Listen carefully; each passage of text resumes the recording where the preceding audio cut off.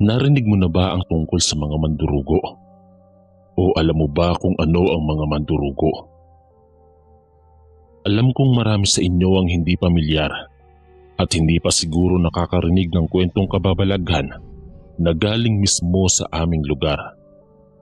Ngunit kung hindi mo pa alam, ay umupo ka at makinig sa aking kwentong ibabahagi sa inyo. Kwento ito ng katotohanan base sa aming karanasan ng aking mga tropa o kababata noong kami ay mga teenager pa lamang. Ako nga po pala ay galing sa probinsya ng Bicol, sa Camarines Norte. Sa aking pagpapakilala ay tawagin niyo na lamang ako sa pangalang Joban. Kasama ko sa kwentong ito ang tatlo kong kaibigan na sila Billy, Anjo at Danny.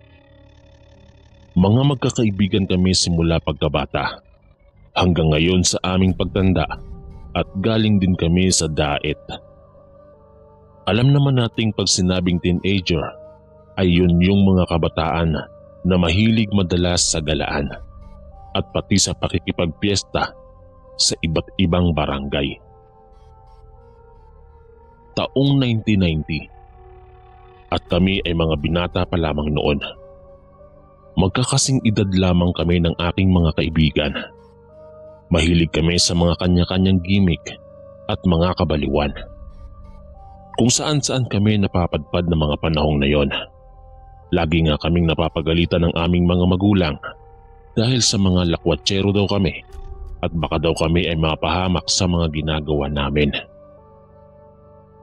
Kada taon nga ay uso lagi sa bayan namin ang piyestahan, lalo na kapag bandang buwan ng May ay sunod-sunod na piyestahan ang nagaganap sa iba't ibang barangay sa amin.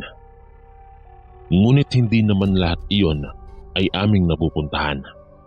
May mga iilang baryo din ang aming napuntahan ng aking mga kaibigan noon. Mga mahihilig talaga kasi kami sa mga gimmick. Nang mga panahon na yon, ay saktong kakatapos lamang ng piyesta sa amin. Nagbabalak nga kami noon ng mga tropa ko na pumunta sa susunod na piyestahan. Nasa bahay kami noon nila Danny. Nag-uusap-usap nang biglang sumabat ang nanay nito sa amin. Nito ay mag-iingat daw kami at tigil-tigilan ang mga kabaliwan na ginagawa namin. Sabi niya pa, hindi niyo pa ba naririnig ang mga kwento-kwento ng mga matatanda tungkol sa isang misteryosong lugar na sa tuwing sasapit ang Mayo ay uso din sa kanila ang sayawan? Tanong nito sa amin. Sinabi naman namin na ano naman po kung ganon. Napailing ito at sinabi, ay nako, mga bata pa talaga kayo. Sana'y hindi nyo nalang matagpuan ang sinasabi ko, sapagkat baka maakit kayo sa mga magagandang dilag doon at hindi na kayo makauwi ng buhay.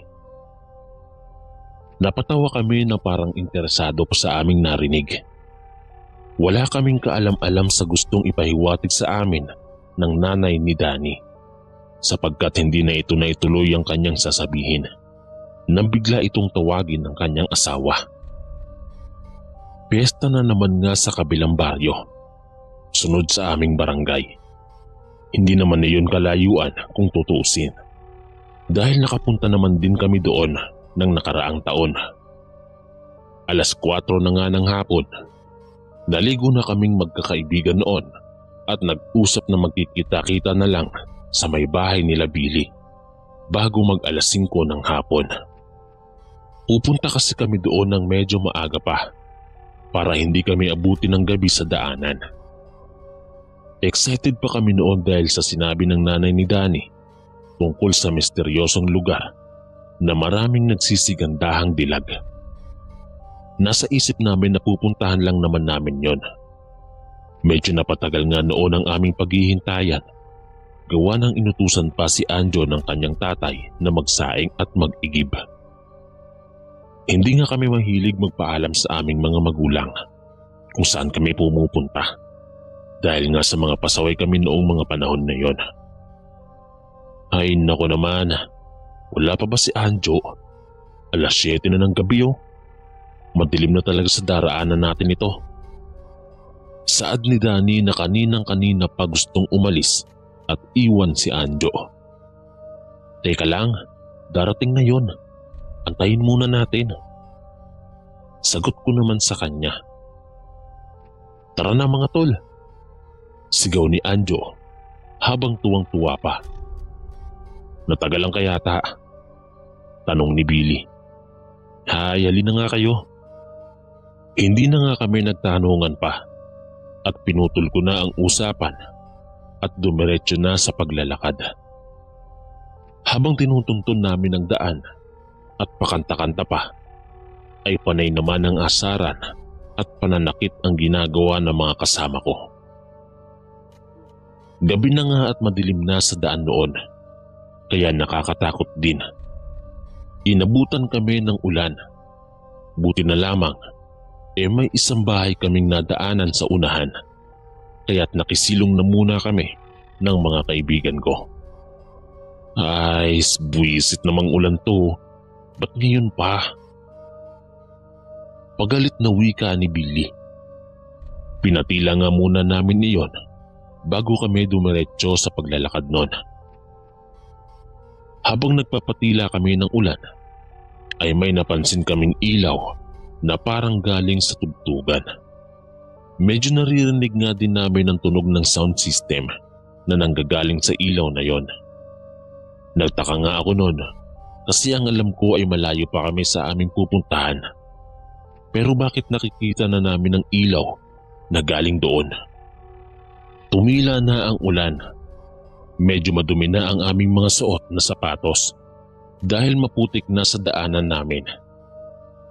Nagsitakbuhan nga kami ng aking mga kasama na parabang excited masyadong makarating sa sayawan at makipagsayaw sa mga magagandang dalagita doon. Naglakad kami ng naglakad noon habang nagkwekwentuhan pa sa daan. Medyo maingay pala noon sa paligid namin. Gawa ng mga huni ng mga kung ano-anong mga insekto at mga hayop ang nandoon. May narinig ako noong boses ng babae na parang tumatawa. Sakto kasing nagtawanan ng mga kasama ko noon. Ako tahimik lang naman noon. Tinanong ko nga sila kung narinig nila yung boses ng babae na tumawa. Hindi naman daw. Mas tinawanan pa nga nila ako at sinusuntok-suntok dahil praning daw ako at matatakutin. Kaya hinayaan ko na lang yon. Pero alam ko sa sarili ko at narinig ko ang boses ng babae na iyon. 8:00 na pala ng gabing yon at patuloy pa rin kami sa paglalakad. Umaabante ang oras ngunit parang hindi pa namin natutunton ang aming pupuntahan. May dala namang cellphone si Danny noon, pang-flashlight namin sa daan. Kaya alam namin kung anong oras na noon. Hindi pa kasi uso ang cellphone na touchscreen, kaya dekipad lamang ng mga local na cellphone. Hindi naman namin mapakinabangan ang cellphone ni Danny sapagkat wala naman kaming cellphone na magagamit sa pakikipagkomunikasyon, kaya din ay wala kaming kontak noon sa pupuntahan naming lugar. Siya lamang ang meron dahil medyo may pera naman sila ng pamilya niya. Lakad pa rin kami ng lakad noon. Nakakaramdam na nga kami ng pagod noon, ngunit wala pa rin sayawan at tugtugan ng aming naririnig at nadadatnan. Nagtataka kami noon at kinakabahan sapagkat para ba kaming naliligaw na yata ng mga oras na yon. Dahil sa pagkakaalam namin ay kapag umalis kami kunwari ng 7:00 ng gabi ay 8:00 na kami makakarating doon kung aming lalakarin. Subalit ng mga oras na yon ay hindi pa. Tila lumalalim na nga din ang gabi noon at hindi pa masyadong maliwanag ang buwan noon, kaya madilim talaga sa daraanan namin. 9:00 na nang tingnan ko ang oras sa cellphone ni Danny. Medyo natatakot na din ako ng mga sandaling yon.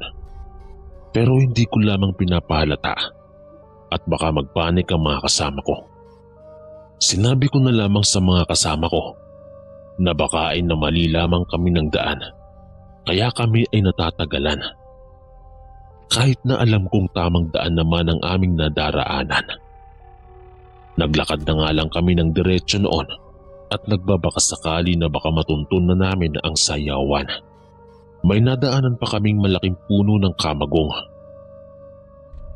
Habang naglalakad nga kami, sa unahan nga ulit ay nadaanan na naman namin yung malaking puno kanina. Nagtaka nga kaming lahat noon at napag-isip-isipan namin na baka naliligaw na nga kami ng mga masasamang espiritu. Dati ay hindi kami naniniwala at hindi rin ako takot sa mga ganong bagay. Lalo na sa mga sinasabing mga kwento sa amin. Kaya naman ay napag-isipan pa rin namin na umabante at dumiretso sa paglalakad para malaman kung nililigaw nga kami. Sa pangatlong beses nga ay nakita ulit namin yung puno ng kamagong sa daan. At doon nga ay napagtanto namin na nililigaw nga kami. Medyo natatakot na kami noon at hindi alam kung ano ang gagawin para makaalis sa lugar na yon. Yung akala namin na hindi naman totoo ay nararanasan na namin ng mga oras na iyon. Nagkukumpulan na nga kaming magtutropa at nakakaramdam na din kami ng kaba habang dahan-dahang ulit umaabante sa daan. Sa hindi kalayuan ay may napansin kaming mga babae. Naglalakad ito at nagtatawanan pa sa aming unahan. Mahahaba ang mga buhok nila at makikinis sa mga kutis na kahit madilim ay naaaninag namin. Kahit nagtataka kami kung saan sila galing, ay isinawalang bahala na lamang namin yon at sinundan nga namin sila habang nagtatanong kung saan sila pupunta. "Hoy miss, pupunta rin ba kayo sa sayawan?" Tanong ni Anjo sa mga babae. Hindi naman lumingon ng mga yon at sabay-sabay silang nagsabi ng, "Oo, bakit? Sasabay ba kayo?" Tanong nila habang may parang kakaiba sa boses nila. Sinabi nga namin na sasabay kami kasi kanina pa kami naliligaw. Nagbabaka sakali naman kami ng mga sandaling yon na baka makarating na kami sa aming pupuntahan dahil may mga kasabay na kami. Naglakad na nga kaming 7 kasama yung 3 babae na nasa unahan namin. Hindi sila kumikibo kaya ganoon na rin kami. Tahimik lang na naglalakad habang nakasunod sa kanila. Maya-maya ay napansin namin na may umiilaw na sa unahan ng daan. Kaya natuwa kami dahil baka iyon na ang sayawan na pupuntahan namin. Para kaming mga timang noon sa sobrang pagka-excited. Nakarating na nga kami noon sa piyestahan at napansin namin na parang iba yata yung lugar na yon. Ngunit mas napansin namin noon ang mga nagsisigandahang mga babae na nakatingin sa amin na para bang nakakita ng mga poging bisita.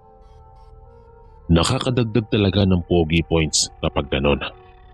Hindi naman sa pagmamayabang, pero may mga itsura naman talaga kaming 4 nung kami ay binata pa lamang. Humiwalay na nga sa amin yung 3 babae na kasabay namin.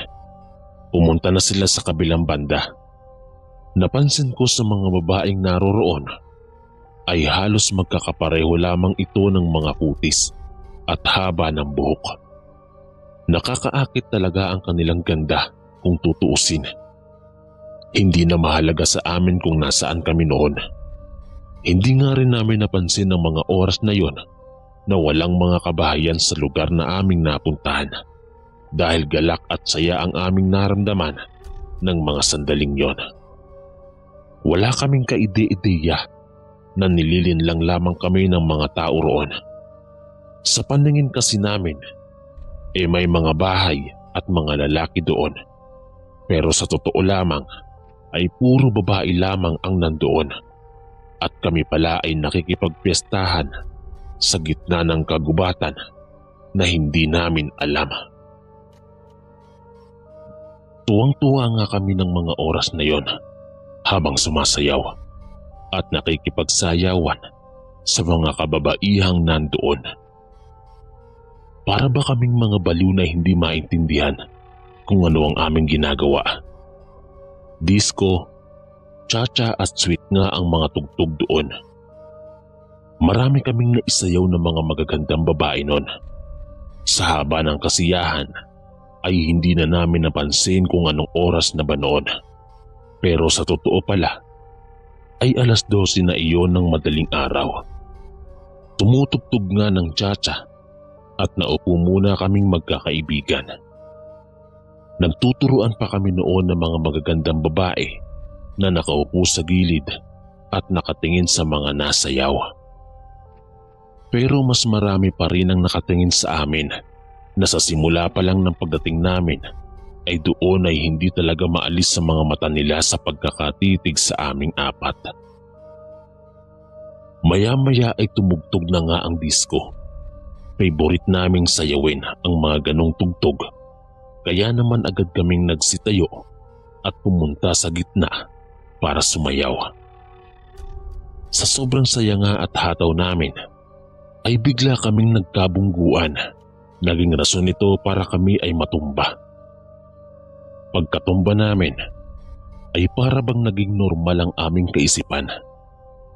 Nakita namin noon ang maraming hiwa-hiwalay na bungo na nakalatag lamang sa lupa. Tumayo nga kami dahil sa pagkabigla sa aming nakita. At doon nga ay nakita ng aming mga mata ang kakaibang mga itsura ng mga babae. Mga babae na kanina lamang ay napakaganda. Sa bandang kanan noon ay nakita din namin ang 2 katawan ng lalaki na nakahiga habang sinisipsip ng mga mahahabang dila ng mga nakakatakot na itsura ng mga babaeng nandoon. Tumutulo ang mga dugo ng kanilang mga biktima habang wala itong mga buhay. Nanlaki ang aming mga mata noon. Tandang-tanda ko pa nga ang itsura ng aming mga nakita. Mahahaba ang kanilang mga buhok, matutulis ang mga tenga at mga ngipin. Matutulis din ang mga kuko nito sa may kamay, pati na rin sa paa. Maganda ang kanilang mga katawan, ngunit hubot-hubad ang mga ito. Wala naman silang mga pakpak, pero nakakatakot ang kanilang mga itsura. Lalong-lalo na ang mga mata nito na malalaki at kakaiba ang hulma. Napansin din namin noon na nasa gitna kami ng kagubatan at wala sa totoong piyestahan na dapat ay amin sanang pupuntahan. Labis ang pagkatakot na naramdaman namin noon ng aking mga kaibigan. Nagkatinginan kami habang nanginginig ang aming mga laman. Kasabay ang pagsigaw ng pagsigaw namin noon habang pilit na tumatakas sa mga nilalang na yon. Nakatingin ang mga ito sa amin habang nakalabas sa mga dila nila. Kasabay ang pag-atake nila sa amin habang lumilikha sila ng kakaibang tinig. Tinig na para bang boses ng siren sa pelikula. Tumakbo nga kami ng tumakbo noon kahit na madilim sa daan at napapatid pa nga kami ay wala kaming pakialam. Para bang wala kaming nararamdaman noon dahil ang tanging nasa isip lang namin ay ang makauwi o ang makaalis sa lugar na iyon. Hindi man namin pansin ang aming likuran, pero ramdam namin ang pagsunod ng mga ito sa amin habang kami ay tumatakbo. Ang iba sa kanila ay tumatakbo at humahabol sa amin, samantala ang iba naman ay sa mga sanga ng puno dumadaan. Ang mga reaksyon nito ay parabang mga patay gutom na tao at talagang tanging pagkain nila ay dugo o katawan lang ng tao. Napansin ko na bigla kaming naghiwa-hiwalay noon sa pagtakbo. Hindi ko na alam noon kung nasaan ba ang mga kaibigan ko o kung saan na silang daan tumungo. Gusto ko sanang tumigil noon ngunit naisip ko na baka maabutan ako ng humahabol sa amin at baka ako pa ang maging sunod nitong biktima. Ang tanging nasa isip ko noon ay yung katawan ng dalawang lalaki na nakita namin. Umiiyak na ako noon at alam kong ganun din ang mga kasama ko. Hindi na ako lumingon at tumigil pa noon at dire-diretso na lang ako sa pagtakbo hanggang sa matuntun ko ang daan pauwi sa aming barangay.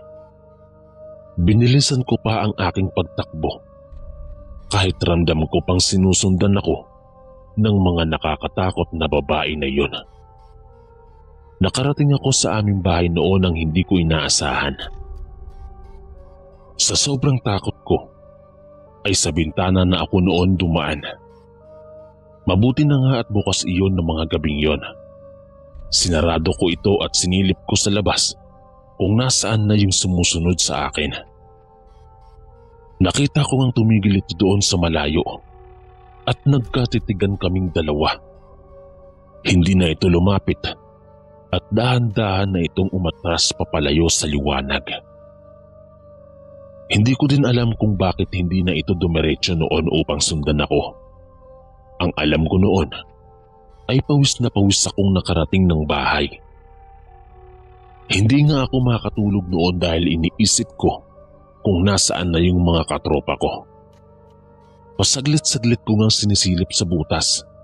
Tinitingnan ko kung nakauwi na ba sila. Maya-maya pa ay nakita ko yung dalawa, si Anjo at si Billy. Pagod na pagod ito sa pagtakbo at alam kong takot na takot din ng mga ito. Nakapasok na ang mga ito sa kanilang bahay at dumaan din ng bintana.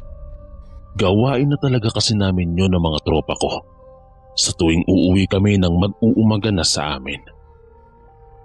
Gayunpaman ay hindi pa rin ako mapakali sapagkat wala pa si Danny.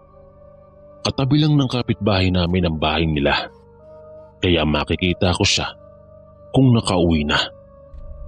Ngunit sa mga sandaling yon ay wala pa siya sa kanila. Mga ilang minuto pa nga ay nakita ko na itong tumatakbo ng mabilis pauwi ng bahay. Sinusundan ito ng babaeng aswang hanggang sa makarating ito ng bahay. Kitang-kita ko ang muntikan ng paghawak ng babae sa kanyang damit habang ito ay binubuksan ng pinto. Buti na nga lang at nakapasok ito sabay sara ng kanilang pintuan. Kasabay noon ang bigong pagtakbo paalis ng babaeng aswang sa aming barangay.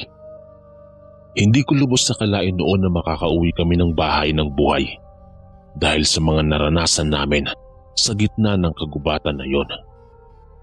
Totoo pala ang sinasabi nila na kapag hinabol ka raw ng aswang ay hindi mo mamamalayan kung gaano kabilis ang iyong takbo, makatakas lamang.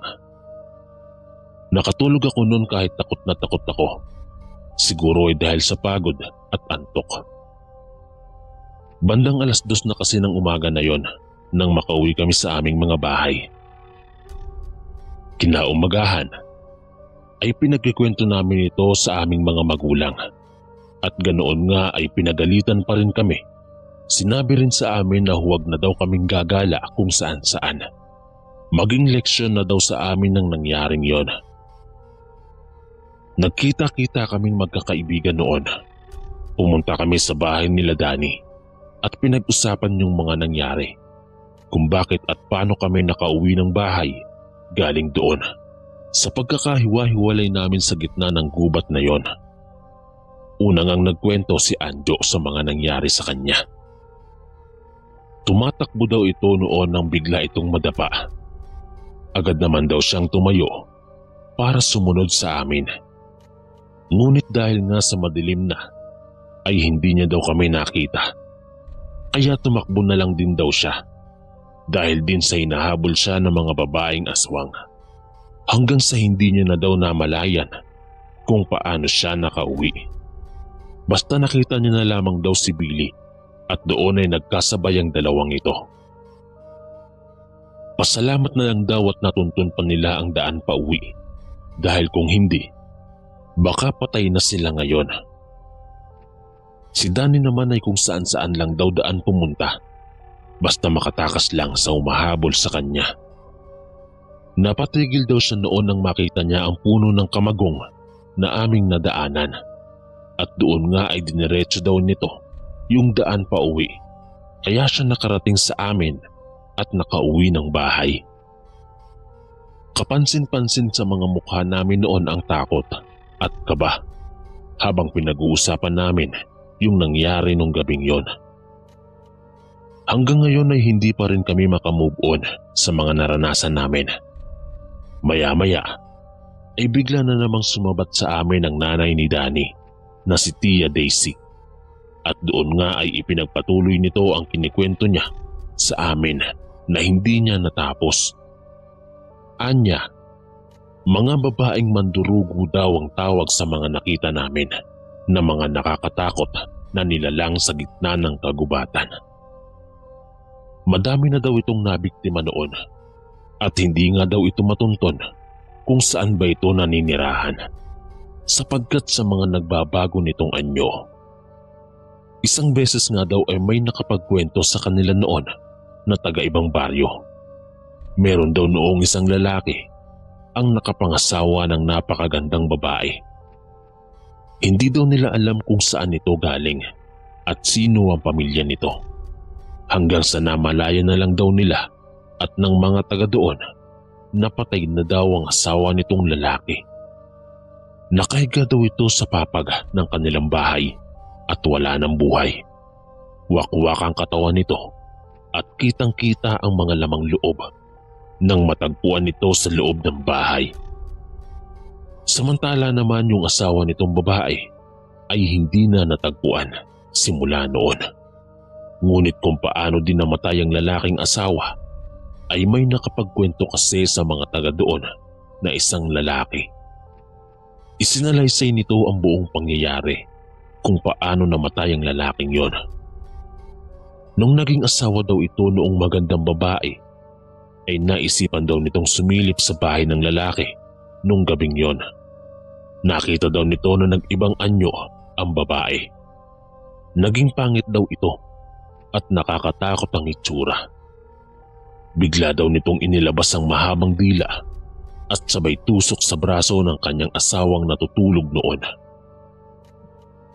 Hindi niya daw sigurado ang kanyang nakita, kaya baka daw namamalikmata lang siya noon, kaya tiningnan niya daw ito ulit at bigla nga daw naging isang magandang babae na naman ito. Nung sumunod na gabi daw ay sinilip niya ulit ito at doon niya nga napatunayan na totoo ang kanyang nakita. Ngunit sa mga oras na iyon ay walang awang pinatay ng babae ang asawa nito. Kasabay daw ang mabilis nitong pag-alis sa bahay na yon. Mula daw noon ay naging palaisipan na ito sa mga taga doon. Ang mandurugo ay mga uri ng aswang na kung sa umaga ay nagiging mga magagandang babae. Hindi ito tumatanda.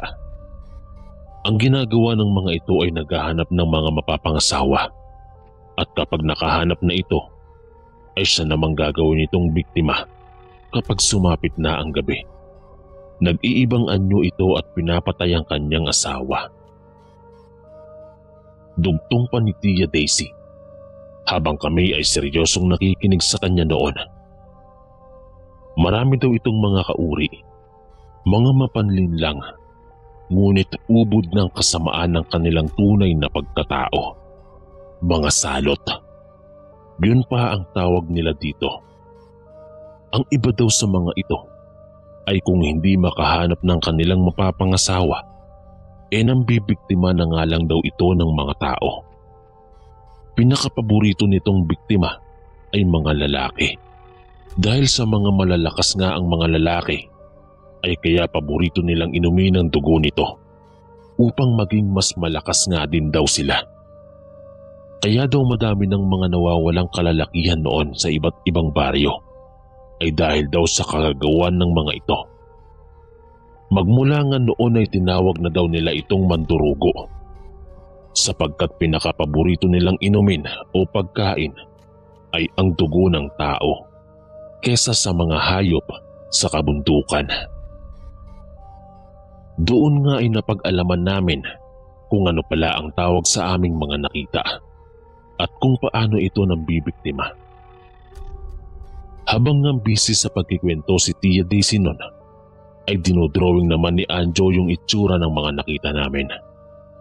Magaling kasi si Anjo sa pagdodrawing, kaya hindi nakapagtatakang nakuha nito ang imahe ng mga mandurugo.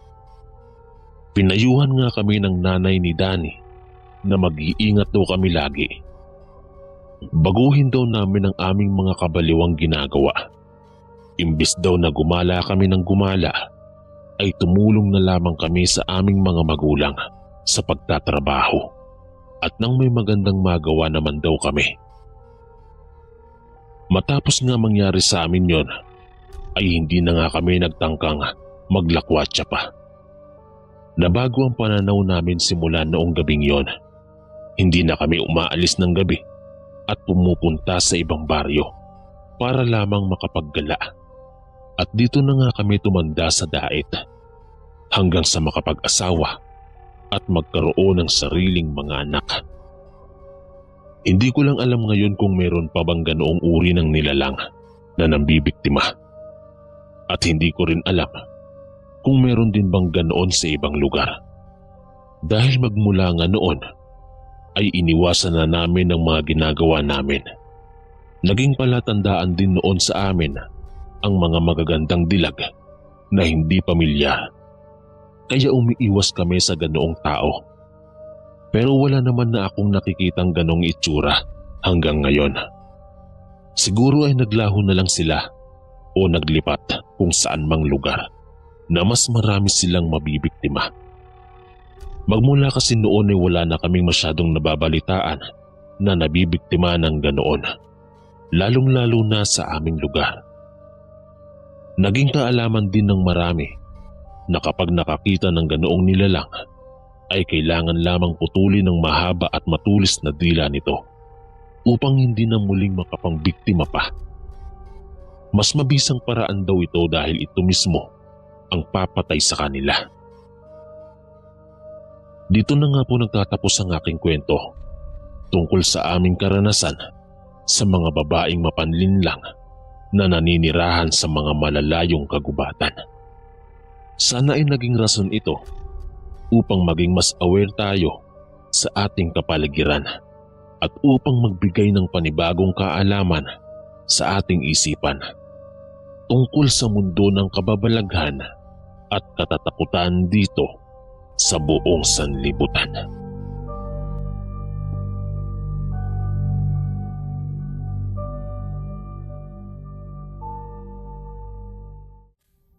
Magandang gabi po sa inyong lahat.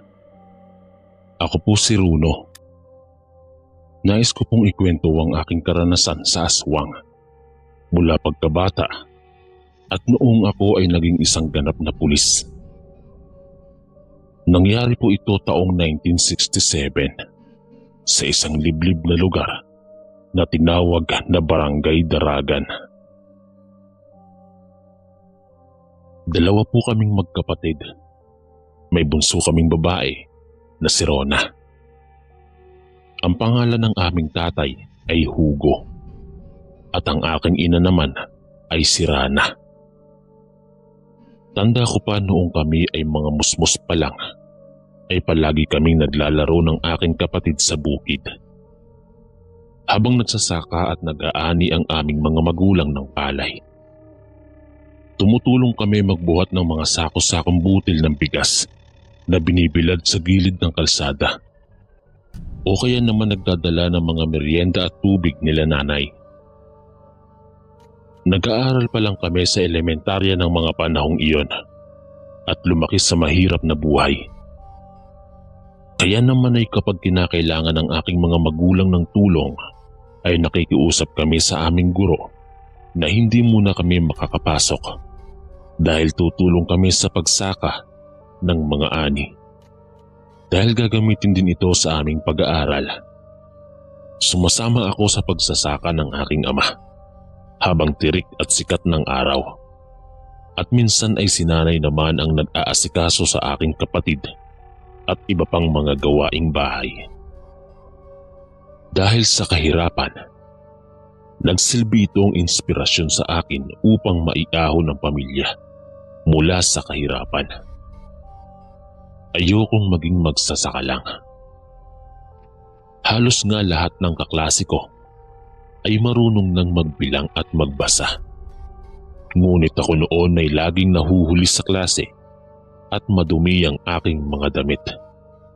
Dahil nga hindi ito nagagamitan ng Clorox o sabon upang mawala ang dumi nito. Ngunit kahit na gaano kahirap ang aming buhay, ay mahal na mahal ko pa rin ang aking pamilya at sila ang dahilan. Kaya ako nagsimulang mangarap na makaahon sa buhay at maging isang pulis. Masaya ang aming pamilya. Palagi kami naglalaro nila mama at papa ng saranggola. At sobrang saya namin, lalo na kapag malakas ang hangin. Wala na akong mahihiling pa, kundi ang patuloy na gabayan kami ng Diyos at sana ay walang magkakasakit. At panalangin ko dati sana, kahit na anong mangyari, ay buo pa rin kaming pamilya. Sabi ko noon ay napakaswerte ko sa aking mga magulang dahil nga napakabait nila at masipag. Ginagawa nila ang lahat ng kanilang makakaya, maibigay lamang ang aming pangangailangan. At may makakain araw-araw kahit na madalas ay pritong luya pa ang madalas naming ulam. Sarap na sarap pa rin kami dito.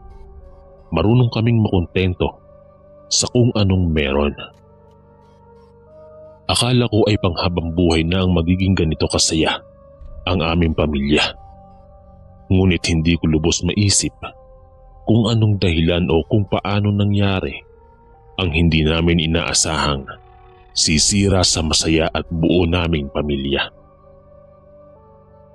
Bukod sa pagsasaka, ay nagtatrabaho bilang masahista o kaya naman ay tumatanggap ng mga labahin ang aking ina. Wala naman kaming napansin na kakaiba noon sa aking ina dahil nga ito naman ang kanyang ginagawa mula nang kami ay ipanganak. Napansin namin ng bigla ang pagbabago ng ugali ni mama. May mga oras po kasi na kapag galing kaming eskwelahan ay laging tulala ang aming ina. Nakatingin siya sa kawalan at hindi rin kami ipinagluluto ng pananghalian na dati-rati ay nakahanda na sa lamesa ang pagkain pagdating pa lang namin. At kapag kinakausap namin siya ay tinatanong kung bakit walang pagkain ay madalas itong galit o kaya naman ay tinititigan kami ng masama. Pagkatapos nito ay aalis na lang. Ngunit sa susunod na mga oras ay bumabalik siya sa normal niyang katauhan na para bang walang nangyari. Pabago-bago ang ugali ng aming ina. Isa pa sa aking napansin ay noong sinundan ko siya dati sa bukid para ihatid ang kanyang merienda ay naabutan kong parang may kinakausap ito na hindi ko nakikita. Naghintay pa ako ng ilang minuto bago ako nagpakita dahil sa takot ko. Hindi alam ng aming ama ang nangyayari. Mas pinili namin na huwag na lang sabihin ito kay Papa dahil biglang bumalik sa dati ulit ang aming ina. Mabait, maalaga at mapagpasensya. Kaya naman hindi na namin pinagtuunan ng pansin. Ang mahalaga ay masaya na kami ulit. Ngunit meron lamang kaming napansin mula sa aming ina. Dahil palagi itong nagkikwento tungkol sa kanyang mga nakakatakot na panaginip. At pakiramdam daw niya ay totoo itong nangyari. Tinatawanan na lang namin nila Papa ang halos paulit-ulit na kwento ni Mama tuwing kami ay nasa hapagkainan. Ayon sa kwento ni Mama, ay halos gabi-gabi ay palaging meron siyang hinahabol na tao at duguan daw ang mga ito. Iba-iba ang damit at itsura ng mga biktima sa kanyang panaginip. Gamit niya ang mahaba niyang kamay at matutulis nitong kuko. Pinupugutan ng ulo at binabalatan ng katawan ng mga tao sa kanyang panaginip. Nilalagay daw niya sa sako at kanya daw itong dinadala sa madilim na sulok at kinakain. Pakiramdam niya nga raw, tuwing umaga ay busog na siya. Ano namang mga pinagkikwento mo dyan, mahal? Nakakatakot naman na panaginip yan. Ibig sabihin kumakain ka ng tao? Pang-aasar ni Papa habang nakatawa. Ngunit ang aming ina ay pinilit lang niyang ngumiti. Nagsasawa nga kami sa kanyang kwento dahil pare-parehas ang sinasabi niya. At kapag tumatawa kami, ay nagagalit siya at naiinis dahil hindi daw kami naniniwala. Ngunit siya noon ay natatakot sa kung anong pwede niyang magawa at malakas ang kutob niyang nangyari ito. Hindi lang ito isang panaginip. May mga panahong parang naniniwala na rin ako dahil nga seryoso ang mukha ni Mama sa tuwing ikinikwento niya ito sa amin. Sa gabi ay sinasarado niya ang kanyang kwarto at ayaw niya na rin katabing matulog ang aming ama. Dahil baka kung ano daw ang magawa niya. Baka masaktan din daw niya si Papa. Tinatalian din niya noon ang kanyang sarili sa gabi at palagi siyang umiiyak ng umaga. Dahil nagigising daw siyang putol lagi ang tali sa kanyang kamay at paa. Wala siyang tigil sa pag-uusisa sa amin kung kami daw ba ang nagtanggal nito. Tuwing magigising si Mama ay madumi ang kanyang mga paa. Palala ng palala ang kanyang kondisyon. Akala naming gawa-gawa lamang ni Mama. Kaya naman ay hindi na po namin siya binibiro. Mahirap man ngunit pinilit naming maniwala sa kanyang kwento, maging ang aming ama. Bilib ako sa aking ama noon dahil hindi niya iniwan si Mama kahit na ganito na ang kalagayan niya. Dahil kung ibang lalaki ay baka iniwan na ito.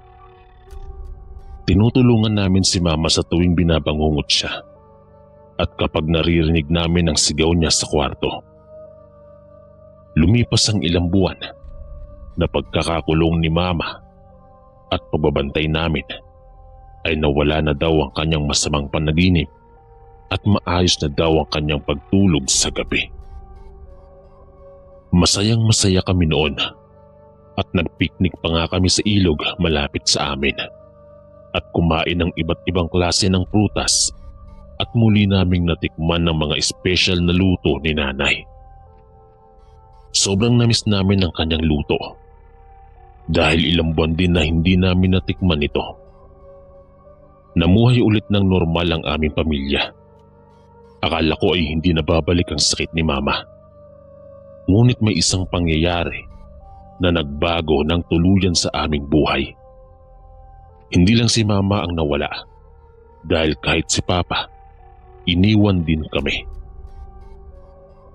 Kumalat noon sa buong barangay ang pagkamatay ng mga tao sa amin, halos gabi-gabi. Iba't ibang bangkay ang natatagpuan sa ilog o kaya naman sa kagubatan. Lahat daw ng mga ito ay wakwak ang katawan, nakalabas sa mga buto at madaming agat. Noong una ay wala kaming kaalam-alam kung sino ang may kagagawan nito. Dahil sa mga nangyayari, ay kumalat sa aming lugar na aswang daw ang may gawa sa pagpatay. Ako ang unang nakapansin sa muling pagbabago ni Mama. Dahil kapag pinag-uusapan namin ang tungkol sa pagpatay na nangyayari sa aming lugar, ay tahimik lang ito at nagkukunwaring may ibang ginagawa. Nakikita ko rin na minsan ang kuko ni Mama na mahahaba. Parang may mga mantsa ng dugo at hindi niya magawang hugasan ng mabuti. May isang beses din na mismong ang aming ama ang nakakita sa dugo ang damit ni Mama. Ngunit ang sabi niya lang noon ay may regla daw kasi ito at ito ang ginamit niya kaya maraming dugo. Iba ang pakiramdam ko sa mga oras na iyon dahil may isang gabi noon habang tulog ang lahat ay ilang beses kong nakikita si Mama na biglang bumabangon sa kanilang higaan ni Papa at mukhang binabangungot na naman na imbes na matakot at sumigaw siya kagaya ng dati ay nakita ko ang pagngiti niya habang pinagmamasdan ng mahahaba niyang kamay at kuko. Kakaibang ngiti ang nakita ko sa mukha ni Mama at nakakatakot.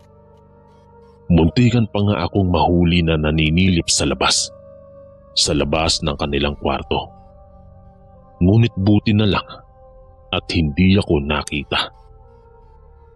Mahal ko pa rin ang aking ina kahit na natatakot na ako sa kanya at masakit para sa akin na tanggapin kung sakaling tama nga ang hinala ko na siya ang pumapatay sa mga bangkay na natatagpuan at ang kinikwento niyang akala niya ay panaginip ay totoong nangyayari ang mga ito. Sino ba namang anak ang gugustuhin ganito ang kanyang ina?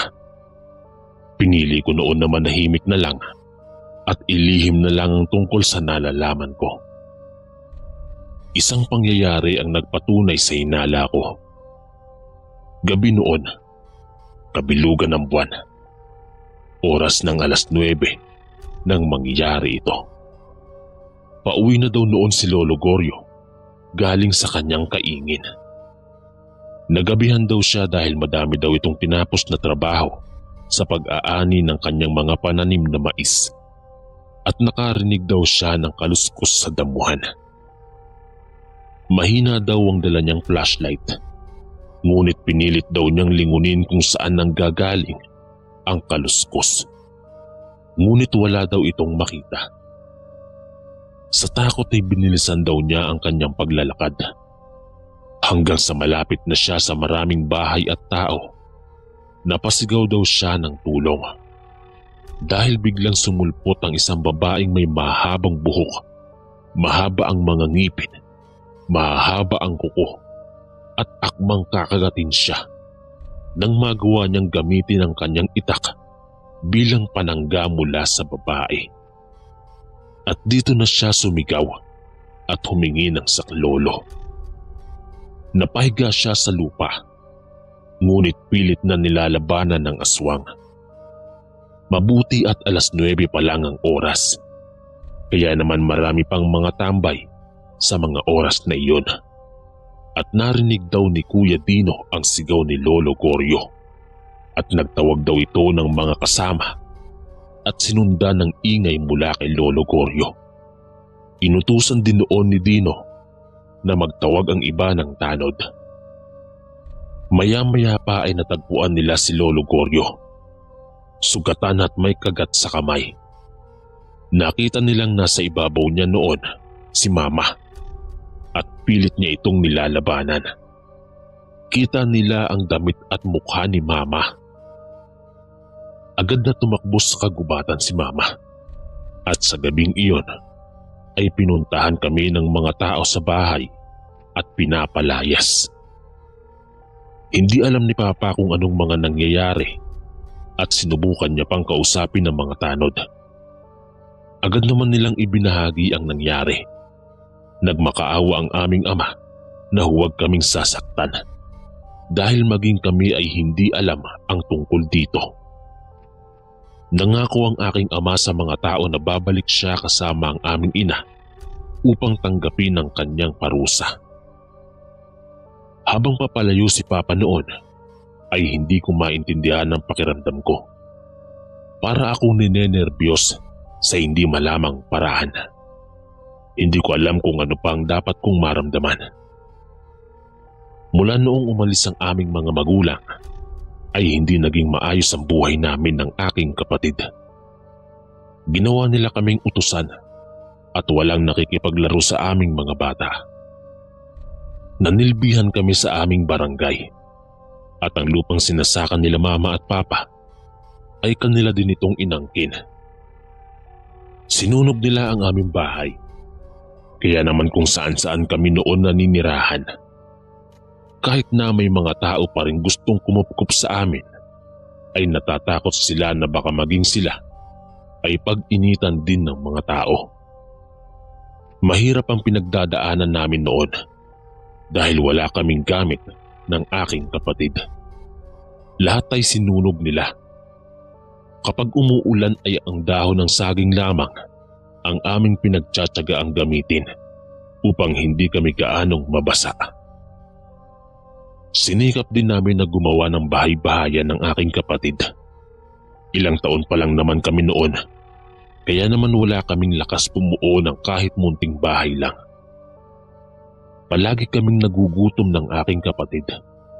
Ngunit malaking pasasalamat ko pa rin na nasa bundok kami dahil nga may mga makukuhanan pa rin kami ng mga prutas na pwede naming kainin.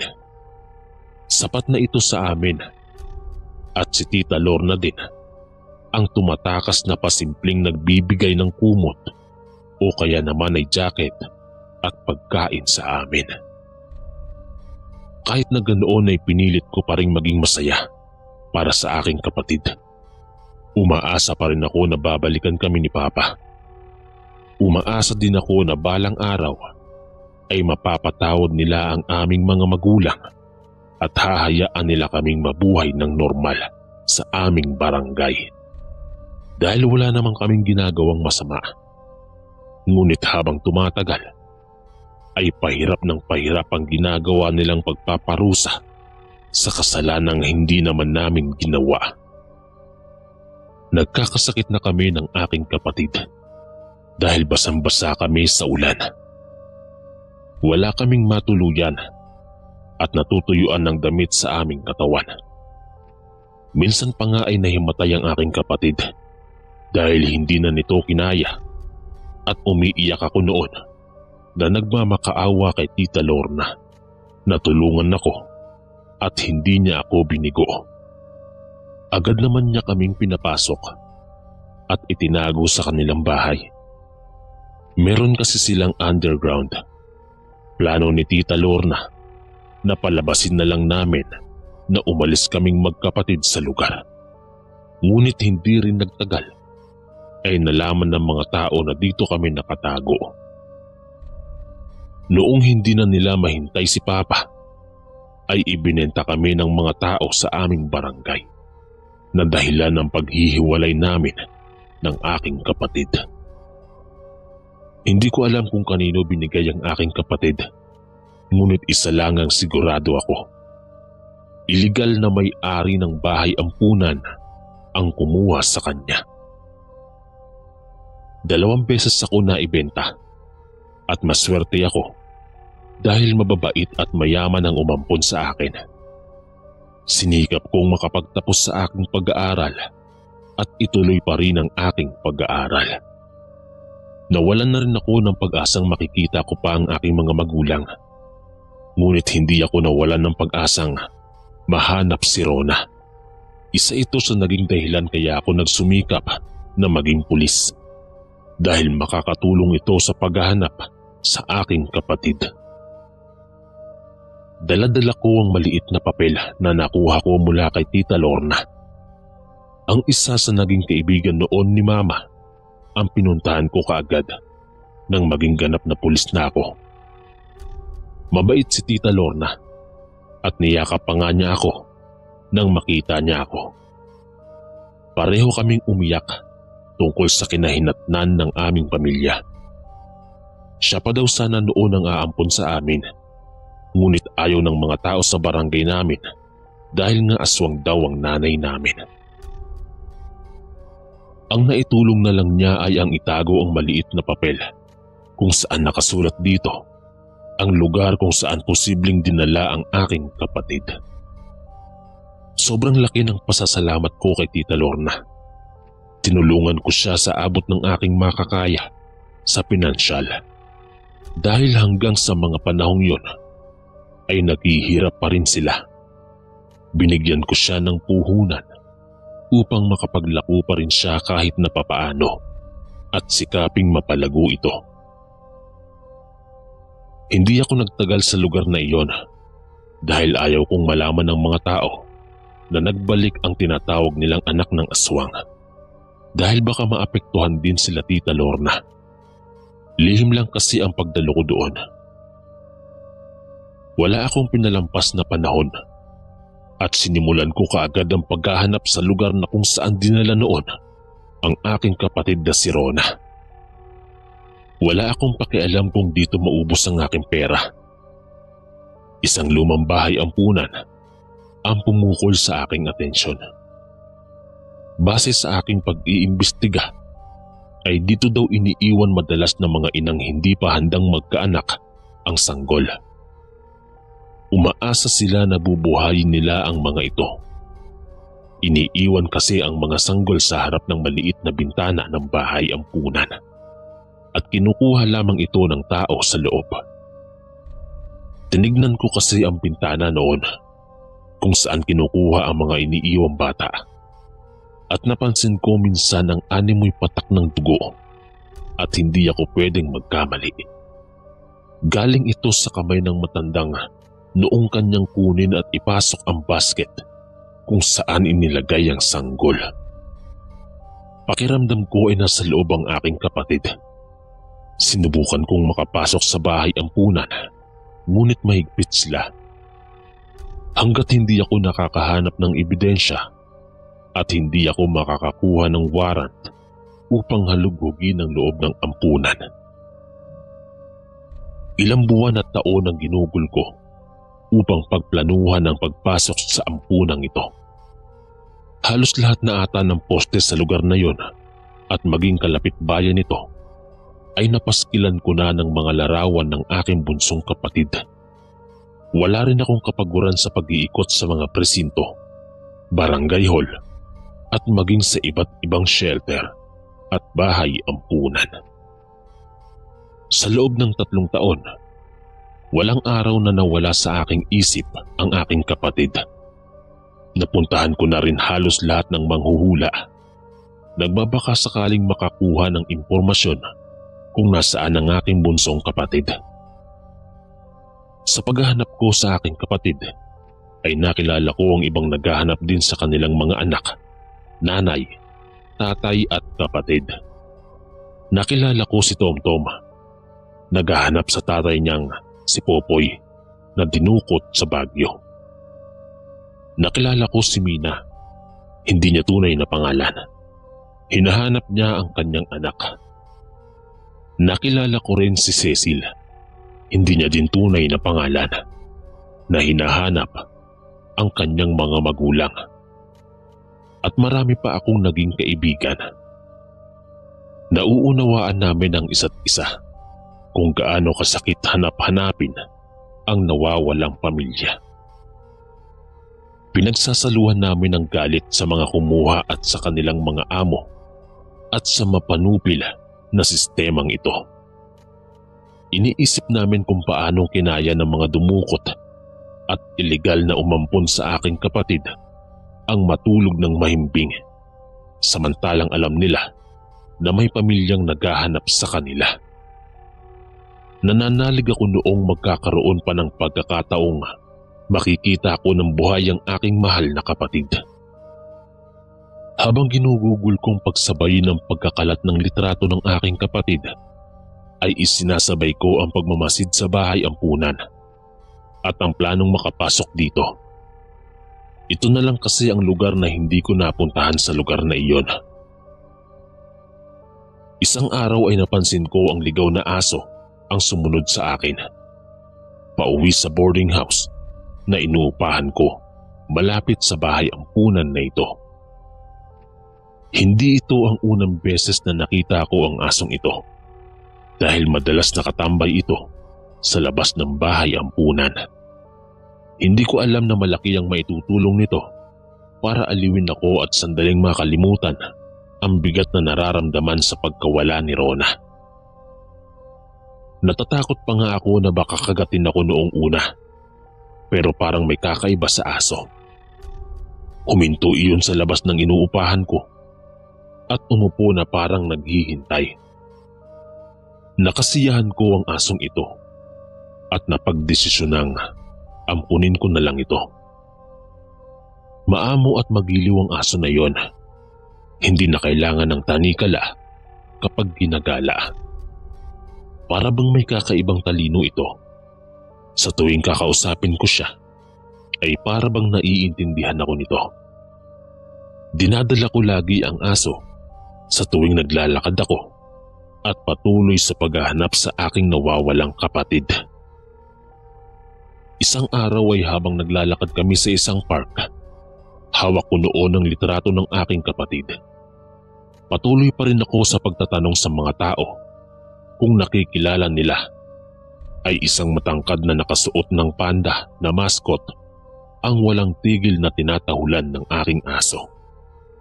Akmang kakagatin pa niya sana iyon, ngunit nahawakan ko siya kaya naman tumigil ito. Humingi ako ng pasensya sa nakamaskot sa ginawang pag-angil ng aso namin dahil mukhang natakot ang nakamaskot dito. Nakapagtataka dahil hindi ito ginagawa ng aso namin kahit na nga ang maingay at lasenggong may-ari ng inuupahan ko ay hindi kinakawagan ito ng buntot. Nakikita ko ang mascot na magiliw na sumasayaw sa mga dumadaang bata tsaka niya ito binibigyan ng mga candy. Hindi ko binigyang pansin noon ang nakamaskot, ngunit ikinagulat ko nang nakita ko ito sa hindi kalayuan na pumasok sa bahay ampunan. Napatingin ako noon sa aking alagang aso dahil parang alam ko na kung anong gusto niyang iparating sa akin.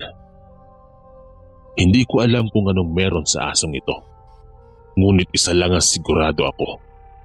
Baka parehas kaming mayroong gustong makita sa loob. Kaya naman nakaisip ako ng paraan upang makapasok dito. Inabangan kong makauwi ang taong nakamaskot sa bahay ampunan. Nagluto ako noon ng pansit at nagdala ako ng kalamansi. Plano ko itong ibigay sa kanya.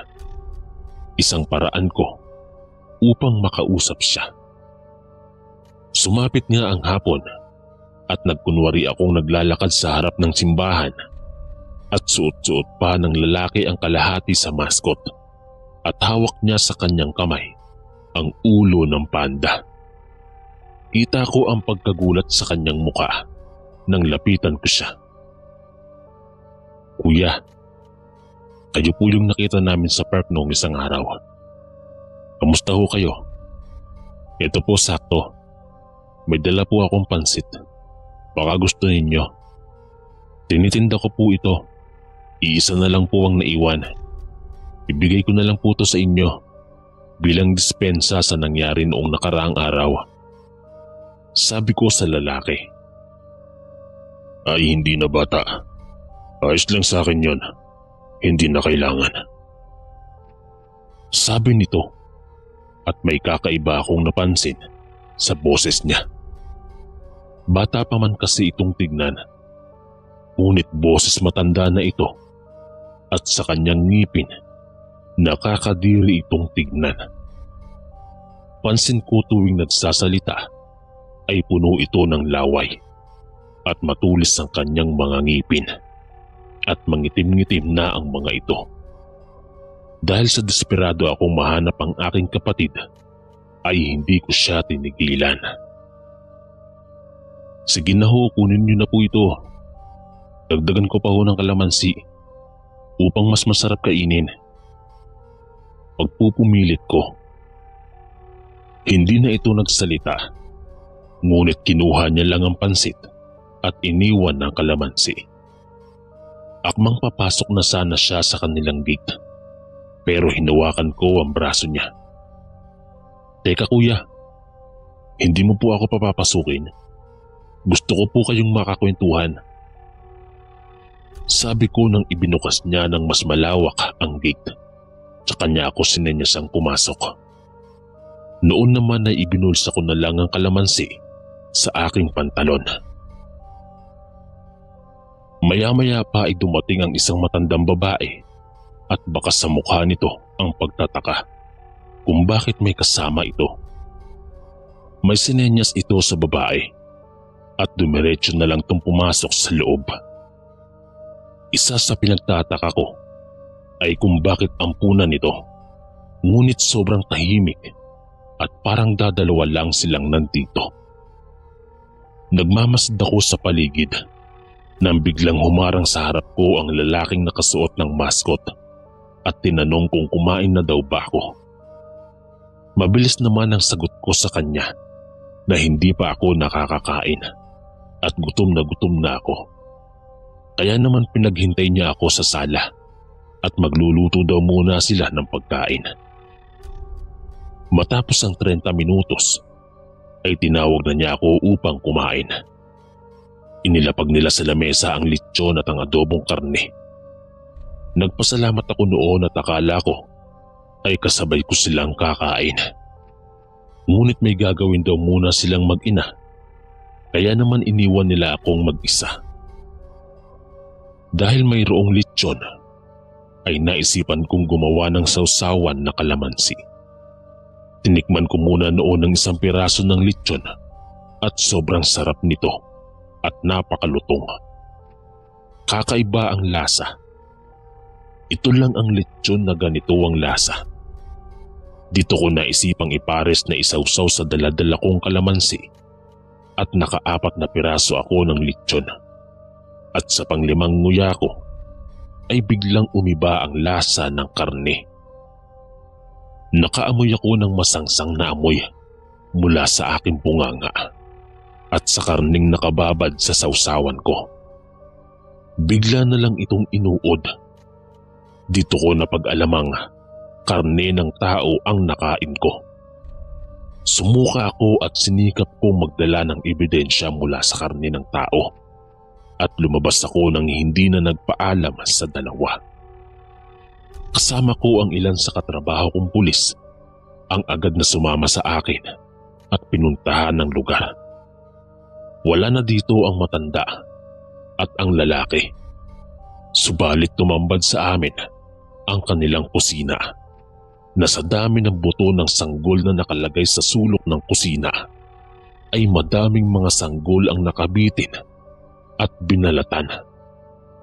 Pugot ang ulo, pira-piraso ang kanilang katawan. Sa 2 araw na hinalughog namin ang buong bahay ampunan ay nakita ko ang ilan sa mga gamit noon ng aking kapatid. Kasama ang luma naming litratong magkasama. Sa silid na ito ay isang naagnas ng buto ng bata ang aming natagpuan. At nakumpirma ko nga ito ang katawan ng aking kapatid. Isang sulat ang iniwan ng mag-asawang aswang sa lamesa, ang aming nabasa, na mas lalo akong nakaramdam ng galit. Ang mga bata ay dinesenyo ng Diyos para gawing pagkain. Yan ang mga salitang nabasa namin na nakaukit sa lamesa. Dito na po natatapos ang aking kwento. Mag-isa na lang ako at hindi na muling nabuo pa ang aking pamilya. Hindi ko na nahanap ang aking mga magulang at nawalan na ako ng ganang magpatuloy sa buhay. Ngunit hanggang dito na lamang at salamat sa pagbabasa sa aking kwento. Maraming salamat po mga kaistorya sa pakikinig. At kita-kits po ulit bukas para sa isa na namang nakakatakot na kwento. Ito po si Kuya Chris, ang inyong kaistorya. God bless po at ingat po lagi.